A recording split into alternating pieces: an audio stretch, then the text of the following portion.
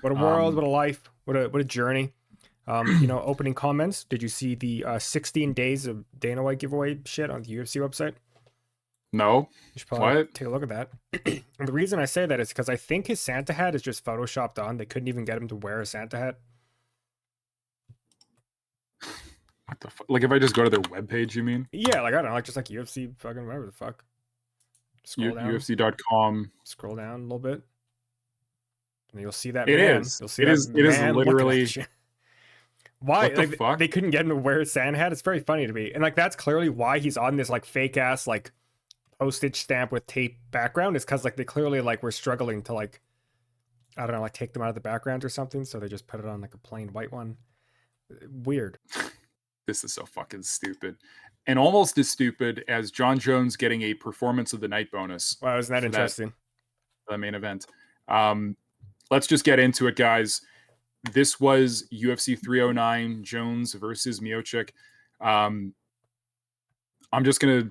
We've already talked about why this fight shouldn't have happened. Everyone and their mom knows that Jon Jones ducked Tom Aspinall, and we'll get to that in the post-fight shit. But just talking about the fight, neither of these guys looked especially fast, even for heavyweights. But Stipe looked really slow, really gun shy. It was really easy to deter him. I haven't seen Stipe get backed up to the fence this easily outside of his fights with Francis Ngannou, except there was none of the head movement that you saw in that first fight with Francis. Jon, for what it's worth, got caught on the feet more often than I expected. On the night of the fights, okay, a lot of those fights were really good, and I was starting to get that feeling like, fuck, what if Stipe could do it? So when this fight started, I was immediately just frustrated and angry because Stipe looked every year of 42. The guy's had 3 wars with Daniel Cormier, the first of which he got knocked out. His last fight was against Ngannou and got knocked out. So it makes sense that he was a little afraid of getting hit. But on the feet, besides the body shots, Jon wasn't doing much to him. End of round 1, or maybe partway through round 1, Jon gets a trip, gets on top of Stipe. Really looks like he's trying to get Stipe out of there with the ground and pound, those classic Jon Jones elbows from the top. Really brutal ground and pound as well. And Stipe could not get Jon off of him. He wasn't even working towards a wall walk. He wasn't trying to get his legs involved really. It was sad. And for the rest of the fight, Jon did a little kickboxing match with old man Stipe. Stipe did catch him a couple of times, and the amount of times that Jon just backed straight up to the cage and then had to run away from old man Stipe is not impressive. I'll say that. If we just look at the straight up numbers here, Jon was hitting 80% of his significant strikes, Stipe hitting 41%. Jon Jones did not have crazy head movement. He just continued to try to poke Stipe in the eyes like he's tried to do to every one of his opponents. And, so he just puts his hand in your face and sidesteps backwards. That's his defense. It's what it's always been. It's why Dominic Reyes was able to get around him and find him and catch him. And for what it's worth, Jon Jones is not the youngest UFC champion ever anymore. He's 37, and he looks 37. He ended up, his most effective weapon throughout this fight, though, were body kicks, specifically teeps. Dana White's cope about this fight is that Stipe only looked slow because of the body shots. I don't think so, but they were definitely affecting him. And then that's how this fight ended. Just the meanest spinning back kick. That's one of those weapons that Jon Jones has always had access to. He's always had really impressive and dangerous kicks. He hit Stipe. I believe Stipe had 2 fractured ribs and a lacerated kidney from that kick. Jesus. Right, brutal. And now that's what happened in the fight. Tell me about your feelings about what happened post-fight. Tell me a little bit about it, Clark. I mean, this shit, just briefly on the fight, this shit was like so mediocre for being the main event. We've had bad, main events before. I don't know, dude, this one it's just so ridiculous that this was even a main event, let alone for a belt. Of course, after the fight, Jon Jones gets asked a very special question, who are you going to fight next, right? Tom Aspinall? And Jon Jones quite literally ducks behind, in order, Jesus Christ, the savior of the Christian religion, all denominations, and then Donald Trump, in what can only be described as an incredibly pathetic attempt to deflect away from the fact that he's looked like an enormous pussy for at least the past few weeks. Just pathetically ducking Tom Aspinall, ducking pretty much everyone on the planet, to fight this, again, not really that impressive fight because Stipe's old and covered in mold, and it's not even really his fault, but everyone knew Jones was going to win this. It's just so, like, pathetic, but it's behavior that I think at this point we're not exactly shocked to see. He did make some kind of mention about, oh, maybe we can give the fans what they want. I honestly doubt that's going to happen, but, you know, maybe. I don't know. I mean, that was the same story that we had when Jon Jones was allegedly negotiating to fight Francis Ngannou, and I think he just asked for numbers he knew he would never get for that fight so that he would be able to have an excuse, because both Tom Aspinall and Francis Ngannou, I would bet the card that they would beat the shit out of Jon Jones, because Jon did not look like it looked like he was really trying to get Stipe out of there in round number 1 with the ground and pound, and he couldn't. Yeah. And, you know, like 3 years ago, Francis Ngannou could, you know, in a better version of Stipe that wasn't 42. Tom Aspinall, like, I've seen the clip. I won't put it up because we're not trying to get demonetized today, but I saw the clip of Jon Jones versus Stipe just contrasted against Tom Aspinall versus Curtis Blades. Curtis Blades would whoop the shit out of Jon Jones at this point. Oh, okay, controversial statements. Controversial because he can wrestle. Yeah, that is, and he actually has power. Right, I think it could be interesting, right? Not but like, wrestle. I don't know, dude. Just to some extent, like, Jones is just getting older, right? Like, I don't know. It's so weird to say. Like, I guess to an extent, there's nothing wrong with slowing down a bit as you get older, but it's just the fact that he's treated as if he's like 22 a little bit still by the UFC, and honestly, even by a lot of fans. They're treated like he's still like young and in his prime when he's like not. And it's just like this behavior might have been kind of cute when you were, you know, 22, but now that you're 37, it's just kind of pathetic, dude. Well, and I think this is the last thing I'm going to say about this fight, because I don't want to just be sitting here mad all day about the main event of this card, because the rest of the card was actually really good, and I was enjoying it. I just have to make this comparison that Jake Paul versus Mike Tyson ain't that fucking different from this fight. Yeah. Okay, Jon Jones is getting given an easy fight. He's being, you know, he was given a performance of the night bonus for his finish over old man Stipe. That's just money laundering, dude, at that point. Like, come on. It's pathetic, right? So that's it. Jon won. He's probably going to fuck around and try to get an Alex Pereira fight. I'm not joking. Last week, he threw out names like Jamal Hill and Derek Lewis. Dude, he said Francis from the UCF podcast. Oh, fuck. I'll do it, dude. Get me in there. But yeah, no, so that was the main event. Our co-main event could have been the main event. The real main event. Was the people's main event. We had Charles Dubronx Oliveira versus Michael Iron. Why do they just have Iron? It's Iron Mike Chandler. I thought it was Iron Ball Sacks. Well, I don't know if you need. Maybe you do need iron balls to cheat as blatantly and as often as Michael Chandler did in that fight. You know, again, just because it's a couple days since the fights, you're on social media a little bit. All of the compilations that people are doing of Michael Chandler cheating in the Dustin Poirier fight, Dustin Poirier refusing to shake his hand after because of how much he was cheating. In this fight alone against Charles Oliveira, he grabbed the top of the cage, rare foul. He grabbed the fence very blatantly. He poked Oliveira in the eye. He put his fingers in Oliveira's gloves, and he threw at least 10 strikes to the back of Oliveira's head.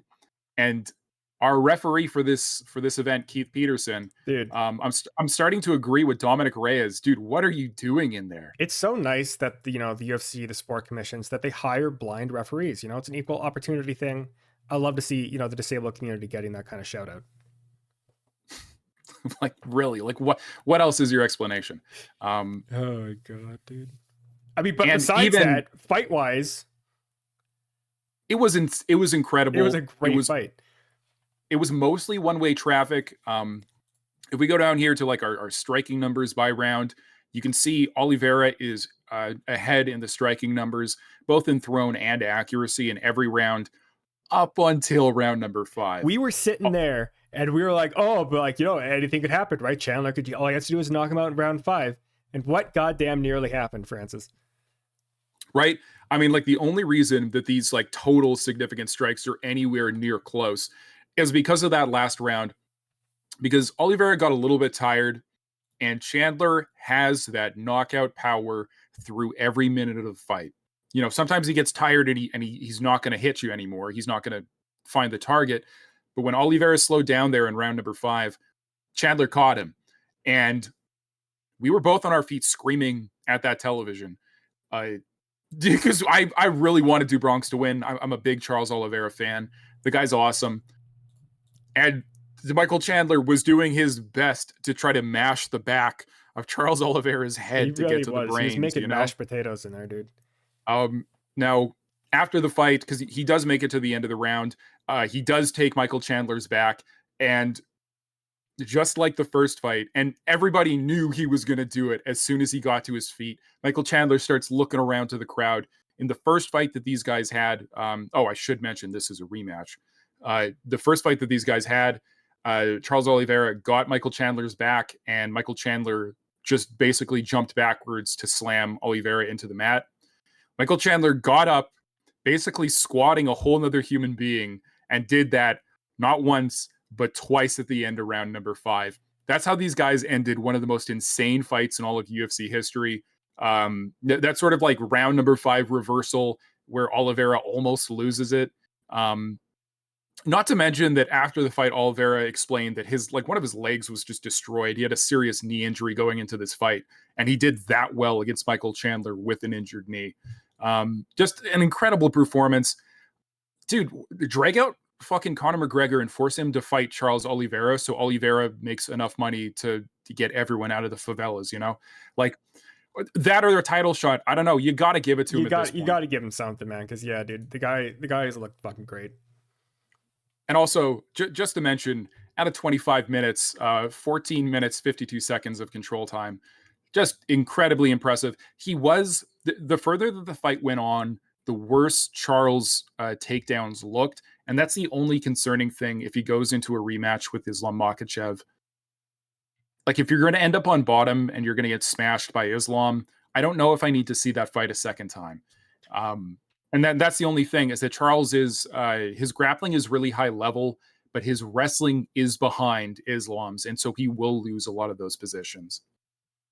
But a crazy win, a great performance. This should have been the main event. It honestly You'll should love have to been, see it. I'm glad it got fight of the night, because it really was. Before that, this was a little bit of a lull in the card. Bo Nickell versus Paul Craig. A lot of people are saying fraud check. Bo Nickell has been fraud checked, and I don't know. The guy was really afraid of body kicks over 3 rounds, and that's all Paul Craig threw over 3 rounds. Bo Nickell wasn't doing enough, man. He did win this fight, and they gave it to him, but it was way closer than he seemed to think it was.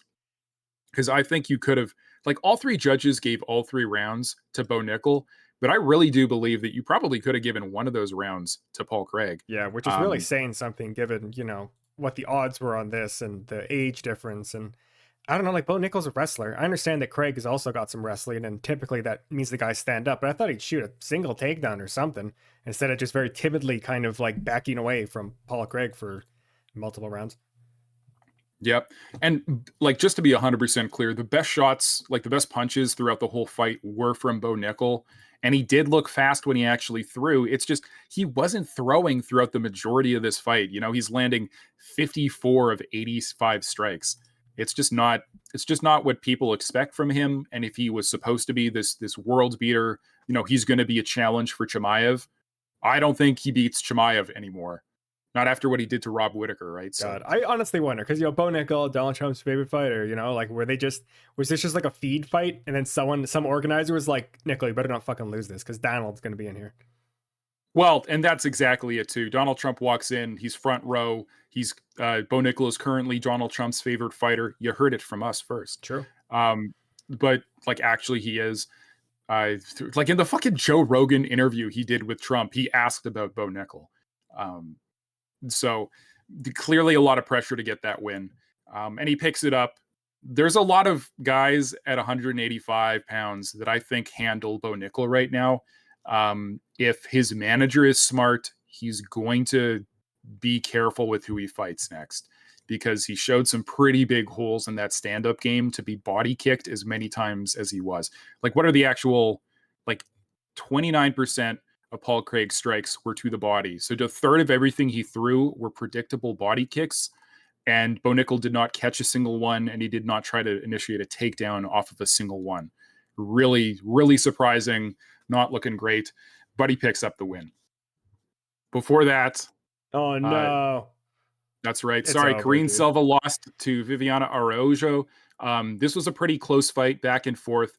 But Karine Silva, it seemed like she got deterred eventually, because especially in round number 1, Viviana Araujo was sticking and moving. She was hitting and not getting hit, and she was really throwing everything she had into these shots.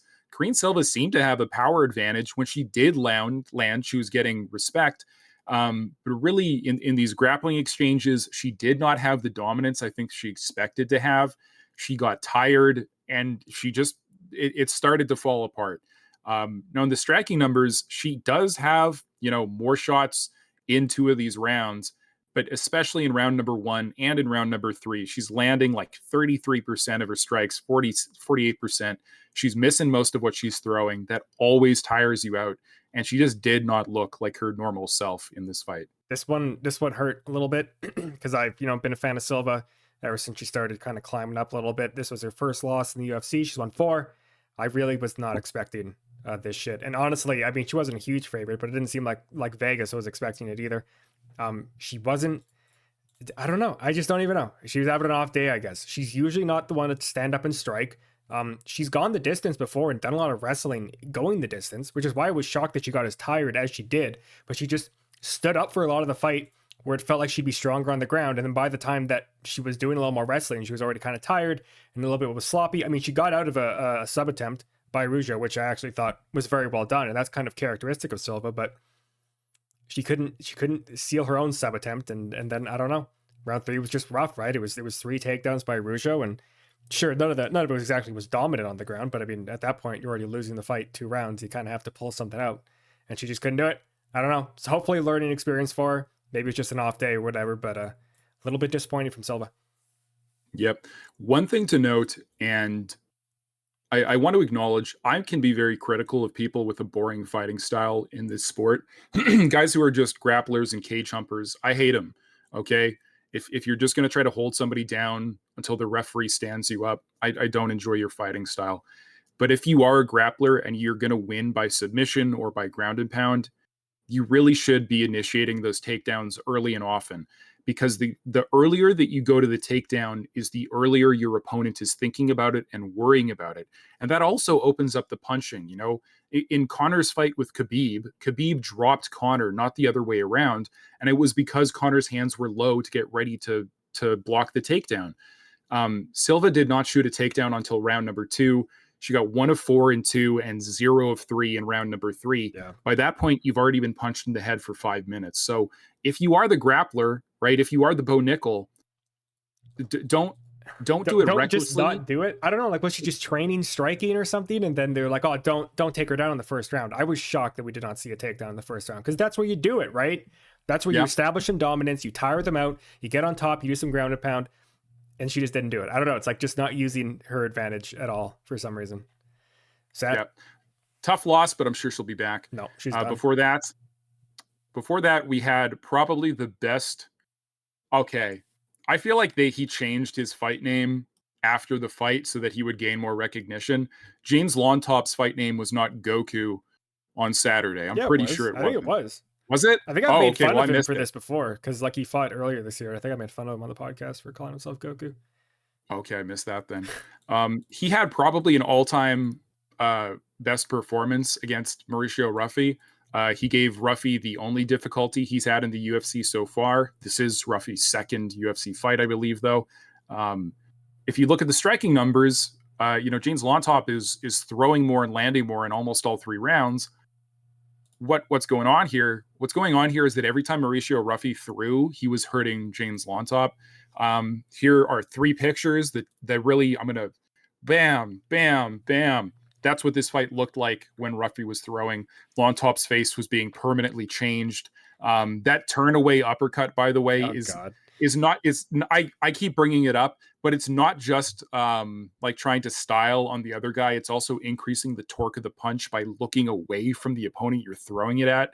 Like it's trying to maximize the amount of torque you can get into that punch. Really, I mean, it's showing how limited Ruffy's style kind of is. If he's not hurting his opponent, he can run into trouble. And I imagine if you had a fighter who is better at getting out of the way of what Ruffy is throwing and who has more grappling as well, like a really heavy pressure fighter, a boxer wrestler, I could see them giving a lot of trouble to Ruffy. But if he's getting the time and the space to do what he wants to do, he's going to brutalize pretty much anyone in lightweight. And that's the other thing to mention is that James Lontop, this was a last minute replacement. They did a catch weight of 165 pounds. Lontop could not make the weight for the catch weight. So Ruffy was fighting a full 10 pounds above where he's supposed to be. And his opponent had even more weight than that. And he was still able to beat the shit out of Lontop the way that he did. I figured Lontop wasn't getting finished in this one, and he didn't. He's tough as nails, but Ruffy, he may in fact be the real deal. He might be knocking a bunch of guys out. Ruffy opening the like Skyrim face editor on Lontop's face and just moving some shit around. Pretty much, man. Honestly, yeah, like Ruffy, there's not much more to say. The guy he's got killer fucking punches. But Lontop, I will say, I don't know, like I hope that he comes back. They give him another one and he really pulls it together, because after that split decision and after this one where he went the distance, he was getting his shit pushed in a little bit and he went the whole way. I hope that he gets a guy maybe a little closer to his skill level and he can actually show everyone that he can actually fight a little bit. He's 25. I think he's got some room to improve. Because at this point it feels like he's come very close to almost doing something a couple times. And I hope he gets that chance. Yeah. His big problem, as far as I can tell, is he's just a little bit too slow for the upper end of lightweights, and lightweight is such a cutthroat division too. Yeah. He's tough. He has very accurate hands. He doesn't get tired. He does not get deterred. Those are great assets. But if guys who are just more athletic can pick you up and put you on your butt, they don't have to worry about it. And if you can't find the target, if you're too slow to get to the guy, again, you're just not someone they're going to worry about. Maybe if he can mix in a little bit more of the effective grappling, he got 0 of 6 takedowns in this one. I like him. Ahead of the fight, I said, this is probably not going to be the blowout everyone's saying it is. You said he's cute. It's still, I did not say that. But you don't think he's cute? You think he's ugly? I'll let it be on the record. I do not think James Lontop is cute. Wow. Unlike his cut his mic. Goku. Can you guys cut his mic? Security. You can't say that shit on YouTube. And next up, what can you tell me about Jonathan Martinez versus Marcus McGee, Clark? Jonathan Martinez, lost the fight on purpose.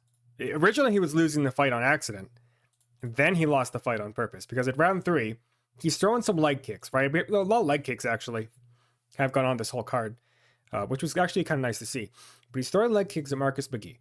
And one of these leg kicks in round 3, I believe, very clearly hurts McGee's leg. And the commentators and the crowd are like, whoa, because like, what are you going to do, right? Like, one of his legs is cooked. If you just lay on the pressure at this point, he could probably barely back away from you, right? Throw a few more kicks in that direction. This guy's, he's done. He's TK'd out. He's out.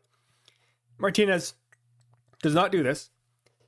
He just keeps being incredibly timid, like he's sort of been the entire fight, and he loses by decision. Why did he do this, Francis? And the notes for this fight, I wrote down on the night, Jonathan Martinez needs a sports psychologist or something. There was something holding him back from going forward in this fight. Pretty much as soon as Marcus McGee threw something, McGee is being touted as a serious, finishing threat. He's got crazy power everywhere, man. When Martinez just kind of started to establish his jab and punch back, McGee did not look like a world beater. And Martinez has some of the best kicks in the UFC bantamweight division. He really does. It's why he was the guy who welcomed Aldo back. But, he got the result he needed with his kicks and did not capitalize on it. Like that is the game plan, right? Like, if you're doing those kicks, you want to hurt his fucking legs. Like that's a win condition in MMA. And he gets it. the only thing I can even think would be the reason is because he'd felt some of Marcus's power before and was afraid to just come in willy-nilly to go for these leg kicks. And Marcus was switching stance and trying to hide this injured leg. But the guy's a one-legged fighter. You cannot push off for a power punch with one leg. So something's going wrong there in the Jonathan Martinez camp. The entire fight, he was too timid, just wouldn't go forward. He needs to figure it out if he wants to stay in this UFC, because this is how you end up on like I mean, if he loses the next one, that's 3 losses in a row. And if that's the end of your UFC contract, that's probably the end of your stint in the UFC. Yeah. Bantamweight is not, they do not need more contenders. They got a lot. It's sad. It's honestly kind of sad to see. I hope whatever the hell it is, he works it out. And the next fight, he's looking a lot better, because he's looked pretty good. He was looking good for a while, right? For like around 2022, I think. Didn't he go on like a big string of wins? And then he was doing Aldo, pretty good for a while. But yeah, I don't know. Sad. Fell apart. Falling to pieces. Before that, we had Jim Miller versus Damon Jackson. Damon Jackson has been terrible for a long time. Tried to reinvent himself, go up a weight division. You're fighting the old man, Jim Miller. And unlike normal fighters, Jim Miller has been getting better with age. He had a 5-year-long fight with Lyme disease, and he came out of that better when he got on the other side of that. Sorry? He won by decision against Lyme disease. He did. Thanks for coming, folks. I'll be here all week. The squeeze on this choke, I'm going to see if I can get just like a still of it. But Jim Miller was choking Damon Jackson so fucking hard that when Damon went to tap the first time, he couldn't even get his arm to the arm. He had to brace himself again and then push off to tap. That was how heavy the squeeze was. Jim Miller has some real weird old man strength. He's getting knockouts at the ripe old age of whatever the hell he is now. He has a gray beard. His beard is graying. And he's getting knockouts and submissions. The guy has the most fights in UFC history and the most wins in UFC history. Michael Bisping's record blown out of the water like years ago now. It's awesome to see. This is a guy who in the UFC lightweight division, which is cutthroat and so dangerous, has been able to make a genuine career out of what Dana White calls an opportunity. He's never getting near the belt, and it doesn't matter. He's been fighting so long, he's probably making bank with every one of these performances, and then he's getting finishes besides. You'll have to see it. Fan favorite. Way to go, A10. Keep it up. Damon Jackson probably getting cut. He's just not that good. Yeah, true. Before that, we had, this is what actually, this one should have got a performance bonus over the John Jones fight, like just for real. Full stop. Honestly. David Onama versus Roberto Romero. This was Romero's first UFC fight. It was on super late notice that he had to fill in for this, coming up from Chihuahua, Mexico. David Onama being a legitimate lightweight prospect who's picking up finishes. He put the brakes on Nate Landwehr, who everyone was thinking is something big. The strikes in this fight are like a Holloway fight. Onama landed 121 to 213 strikes. And for what it's worth, Roberto Romero, landing 74 of 155. I probably would have given the first round to Romero. Yeah. They both dropped each other in the first round, and Romero looked sharp going in there. But over the course of 3 rounds, David Onama showed his octagon experience. As Joe Rogan keeps ranting about, and he's not wrong, the composure of David Onama, the sort of calm that he carries throughout that fight is just hard to compare to most other fighters. He got excited at one point in round number 3 when I think he realized he was finally starting to get to the guy.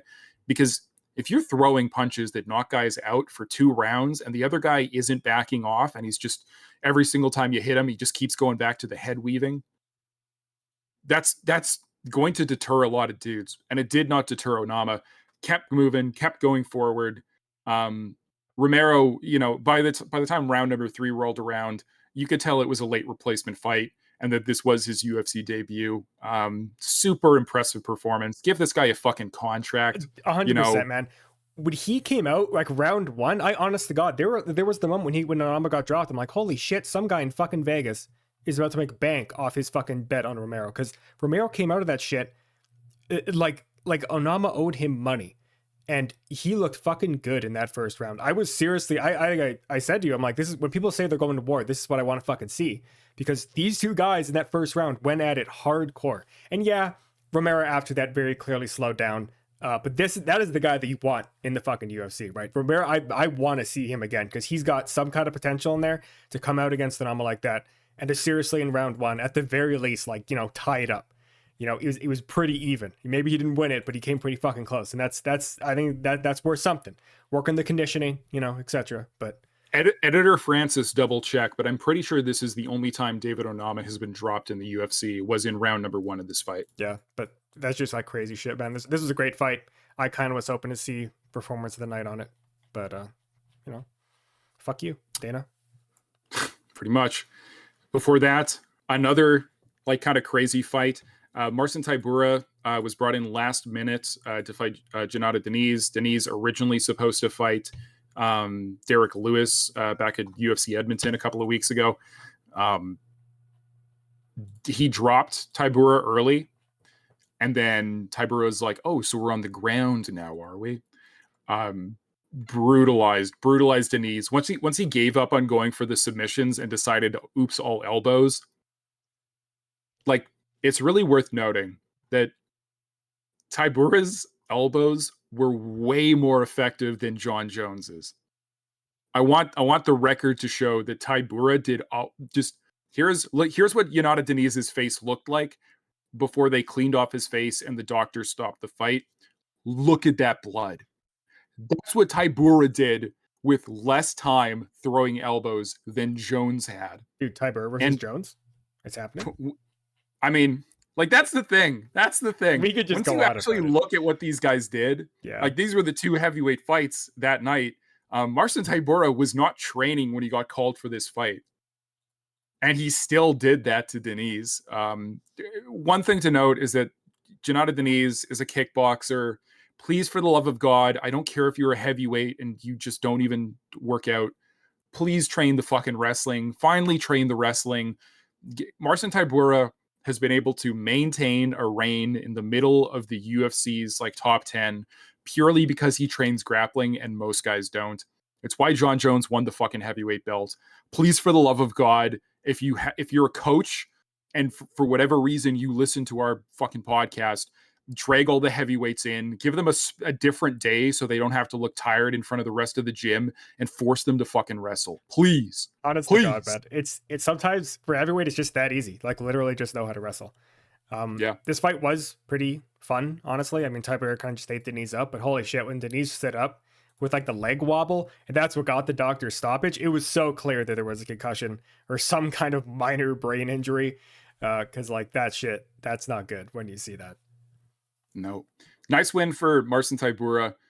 The guy just trades wins and losses a lot in this heavyweight division, but I think that's his second win in a row.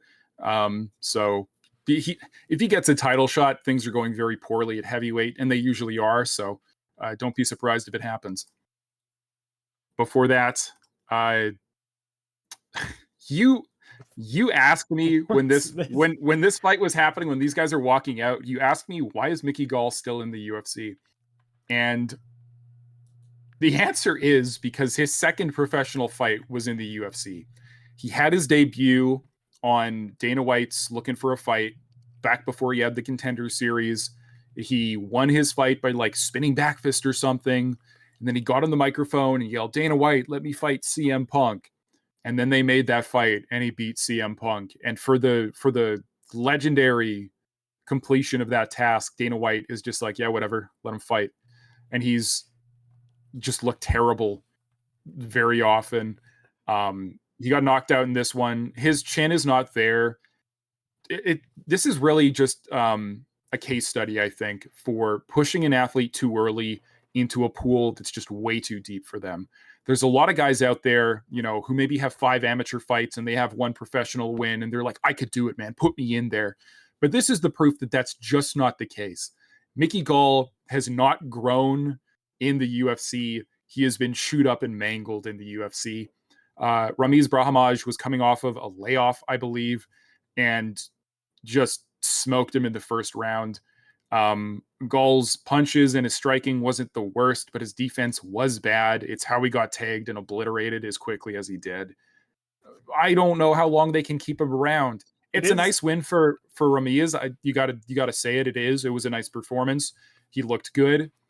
But how much of that was fighting Mickey Gall? Yeah, I don't know. It's like a humiliation ritual at this point. This is his 4th loss in a row. Please get this man out of here. Get him, I don't know, put him in like a factory or something, making hot dogs.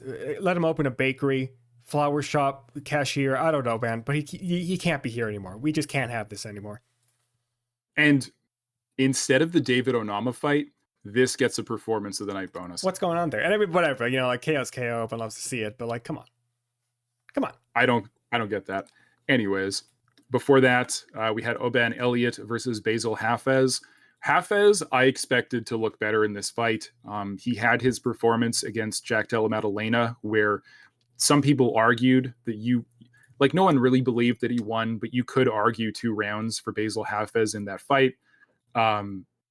It's kind of like what we saw in the David Onama Romero fight, where a guy gets that last minute replacement call and he's willing to put his entire soul into that fight because he's getting a shot that he didn't think he was going to get. So Basil Halfz looked crazy in that JDM fight. In this fight, he looked a lot more limited. He wasn't willing to take a shot, to give a shot the same way that he had been before. And Oban Elliott was able to kind of keep this fight at range, keep it pretty where he had an advantage. And eventually he worked his way to a nice KO. The accuracy numbers are telling you, 34% on the significant strikes of Basil Halfz, Oban Elliott hitting 55%. And Elliott as well, really mixing up the strikes, using his kicks really effectively as well. Halfz just looked really limited. And he didn't even shoot for a takedown. So do you want to hear something weird about this fight?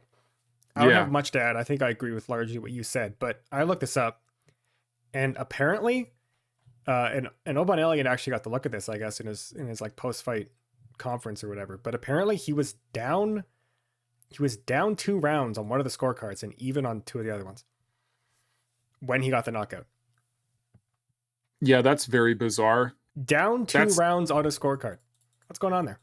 Do we know whose scorecard that was? I'm not sure. I just was looking at like an article and it's just like, yeah, he was down. Okay, I'll put it up here so we can shame that. Yeah, you should look joke. it up because I like was just looking up the fight and I was like, what the fuck? Shame. How could you give him one? How could you? I don't even understand. Whatever. But I guess we say that every fucking time we do the podcast, so we're just being repetitive. Yep. Before that, we had Eduardo Mira versus Veronica Hardy. Ahead of this fight, you asked me who do you think is going to win, and I said Veronica Hardy, and I look like a dumbass because she just could not. A softie. Yeah, she couldn't get a go in here. Moira was she looked way bigger. Hardy, if they locked up, Hardy was the smaller girl and the weaker girl.